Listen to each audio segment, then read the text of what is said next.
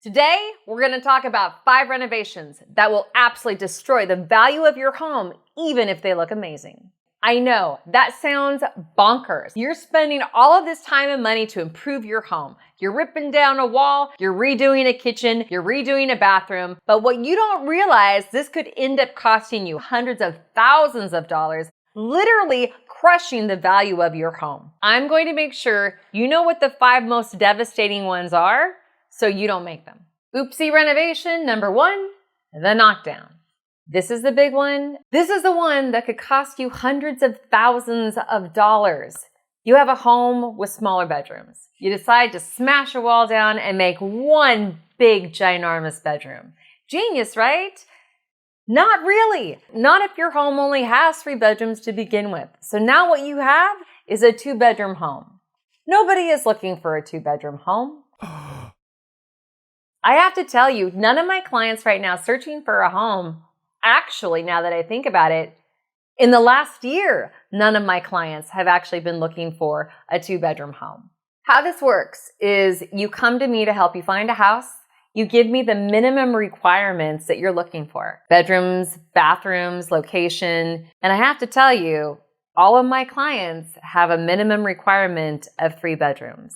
I put that into the search, and if your home is a 2-bedroom, it won't even show up in my client search. You have effectively eliminated 80% of the searching market. The searching buyers for your home, you have eliminated because you've turned your 3-bedroom home into a 2-bedroom home. If you've already knocked your wall down though, it's not the end of the world. I just want to prepare you for potentially correcting that before you would actually go to sell your house. Put the wall back up, just like it was when you found it, and now it's a 3-bedroom home. And you're showing up in everybody's search again. If you think this one's bad, there's another one on this list that could actually stop you from selling your home altogether. But first, to oopsie renovation number 2. We're starting a band! So you walk out to your garage and you figure, look at all of this space. The space that I could start a band, or I could fit my Pilates equipment right there. Could have a home gym, could have a dark room, man cave. But then where's your car gonna live? We're gonna worry about where the car lives later. But seriously, you can spend a lot of money on renovating a garage to turn it into actual living space. So we're talking flooring, people will put in walls, paint, they'll actually do ducting for cooling and heating. And I have to tell you, in all of my years of doing this, I've never heard a client say, oh boy, it's got a converted garage. It is almost always a negative in their mind. I've literally shown thousands of homes in my career, and I have never heard anybody excited about a converted garage. Usually what happens is someone will ask me, how much do you think it's going to cost to convert back? And that is the exact amount they're going to want to take out of your asking price. Why would people care, you might ask? It's all about expectation. Usually people want a garage to actually park a car in, or for storage, or to utilize as a workshop. Say you live in Fargo, North Dakota, and it's wintertime. Do you want to park your car outside and then walk inside? Not really, because the elements are pretty brutal, right? If it's snowy and negative 20 degrees. So you'd want to park your car in the garage and then walk from the garage into the house. It'd be warmer. I'm all for customizing your home. Just be prepared to turn it back to its original form to make sure you get the most money if you go to sell. If not, it could really impact the value of your home. Moving on to oopsie renovation number 3. Continuing on with our rock theme, we're going to paint it black. I was called by a seller who had his house on the market for probably 2 or 3 months. He called me and he said, hey, can you come take a look at this? I don't know why it isn't selling, and I just fired my real estate agent. So I went over and I walked in the front door, and there were some bold choices for paint colors. Not horrible, but really definitive.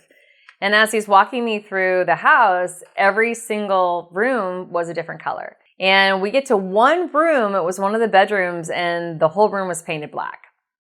All of it. It looked like the upside down world from Stranger Things. So this is where I knew we had one thing that we must do, and that was to change the color of the entire house. I spoke with the seller about this and he said, well, why? I love these colors. They're different and it's great. But when you're actually going to market, what if somebody hates the color that you've chosen on the wall? Your goal is to make your home as neutral as possible and cast your net as far and as wide as possible to appeal to as many buyers as possible. For what we're looking for here is multiple offers. And what happens if you have multiple offers? It increases the price of your house. So the seller listened to me and I connected him with a painter. The painter came in, painted the entire interior of the home. Swiss coffee, which has been one of the most popular colors over the last 30 years. It's neutral, but not quite white. And we had the home photographed, put on the market, and I sold it for him within 30 days. So this is a very common question we get as real estate agents. Should I paint? And 99 times out of 100, I'm going to say yes, because it makes everything look fresh and crisp. But especially if there is a specific color on that wall that you may love, but someone else may absolutely hate, that could impact your desirability. Think of it this way. Out of 100 people, there might be 2 people that really like that color, and 98 people may not like that color at all. So you have limited the amount of people that want to come look at your home just simply because of a wall color. When you figure the cost of painting a room, it could be a professional painter or it could be your friends and beer and pizza, the cost of that far outweighs the risk for you not getting what your home is worth just because someone can't get past a paint color. Oopsie, renovation number 4. Is this wall load bearing? We're going to talk about big renovations. So you've decided to really upgrade your house. You've decided to replace the HVAC system, to swap out that electrical panel, put in a pool, to do that deck that you've always wanted. And you've done everything beautifully, at least you think it's done beautifully, but you haven't done one thing. You haven't obtained a permit for the work. Even if you've hired a reputable contractor or the appropriate tradesperson, you still want to make sure that the work they're doing has been permitted, because then you have the blessing of the county inspector that comes out that says, yes, we've seen this and we verify that this work was done appropriately. Now, there's a really big reason for doing this.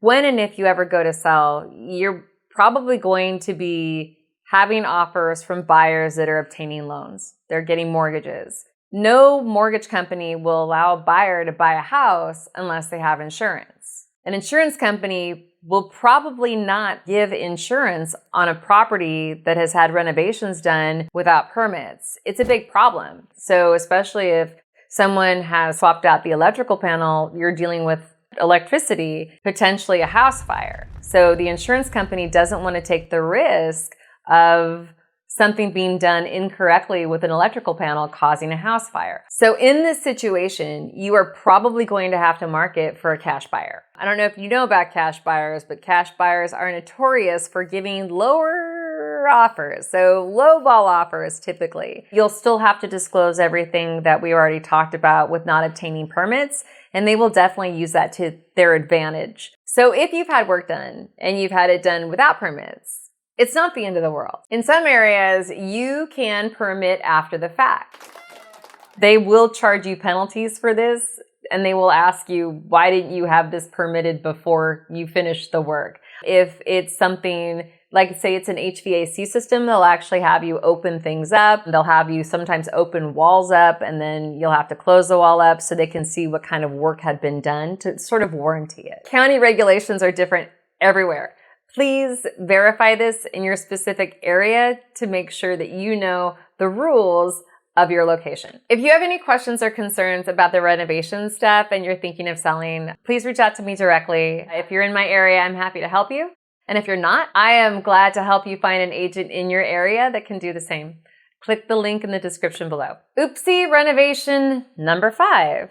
Well, aren't too fancy. People get so excited when they buy a house, especially about doing renovations, that sometimes they go over the top. I can't tell you how many times I've had this conversation with clients. They get so excited about doing a high-end kitchen remodel. We're talking expensive appliance packages, Sub-Zero, Wolf, Viking, custom cabinets, not that IKEA stuff. We're talking the suede finish, quartz countertops.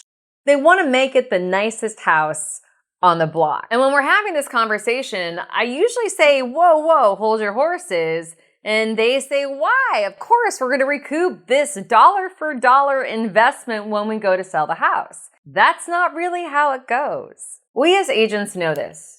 You never want to be the nicest house in the neighborhood. I want to explain it to you. When someone is going to buy a house, you can have two houses side by side.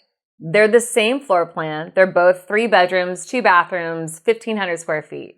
One is priced at $550,000. One is priced at $650,000. You priced that one at $650,000 because you spent so much on your remodel. The odds of you getting that back are slim to none. So any buyer coming to look at your house is going to try to figure out how much your house is actually worth based on all of the houses around it that are for sale or have recently sold. So unfortunately, by pricing your house like that, you look overpriced. So this is not all doom and gloom. There's a couple of positives here. So the positives are this. Your house will be more appealing and it will probably sell faster. You're not going to get every dollar you spent. You're not going to recoup that. But you're probably going to get a little bit more than your neighbor's house that hasn't been renovated from 1973. If you're thinking about doing renovations and you haven't done them yet, use us. Use agents. We're an invaluable source of advice in situations like this and can really guide you on what makes sense to put in or to renovate in your neighborhood. Surprise! You might think we're done, but we're not.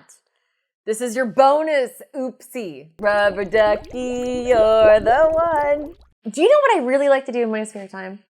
I like to take bubble baths. Truly, I really, really do. And can you imagine what it would be like going into a bathroom and attempting to take a bubble bath without a bathtub? It doesn't work. This is a trend that I am seeing more and more. And honestly, it's not well received. I help a lot of young families just starting out buy their first homes. Usually young families have 1 or 2 children, and children like to play outside and get dirty.